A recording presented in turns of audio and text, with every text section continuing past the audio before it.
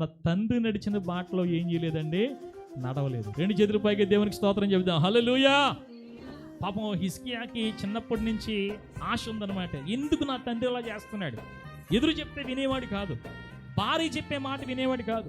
ఏమంటే ఇది మంచిది కాదండి, మనం ఇలా చేయడం కరెక్ట్ కాదండి, మన దేవుని కోపం వస్తుందండి, మీరు చేసిన వాటి వల్ల ఇన్ని నష్టాలు వచ్చినాయండి మనకి అని భార్య చెప్పినా కుమారుడు చెప్పినా వినే మనసు లేదు. ఈరోజు చాలామంది అలాగే ఉన్నారండి, వినరో. దేవుని సన్నిధిలో ఉన్న శ్రేష్టమైన ఆశీర్వాదాలు పొందుకోవడానికి నీ కుటుంబం పాత్రం కావాలంటే, యోగ్యత సంపాదించుకోవాలంటే, ఇదిగోండి ఆ రోజున హిజ్కియా రాజవ్వగానే ముందు దృష్టి దేని మీదకి వెళ్ళిపోయింది?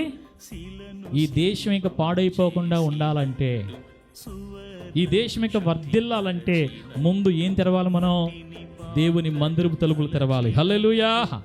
అందుకని మొదటి సంవత్సరం మొదటి నెలలో యెహోవా మందిరపు తలుపులు తెరిచాడు. రాజు అయిన వెంటనే మొదటిగా దేవుని నీతిని, దేవుని రాజ్యాన్ని వెతికాడు. హల్లెలూయా.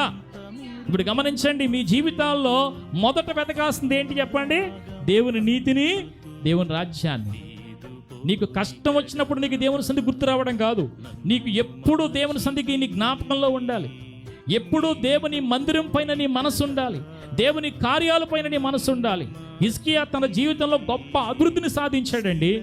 ఎప్పుడూ కూడా అష్షూరుకి లొంగిపోకుండా దేవుని సన్నిధిలో ఎదిరించినట్లుగా మనం గత వారం ధ్యానం చేసుకున్నాం. అతను తన మీదకి వచ్చే శత్రువుల మీద విజయాన్ని సాధించాడు. దానికి కారణం ఏంటంటే దేవుని సన్నిధి అతనికి తోడుగా ఉంది, దేవుడు అతనికి తోడుగా ఉన్నాడు. దేవునికి మహిమ కలుగునుగాక.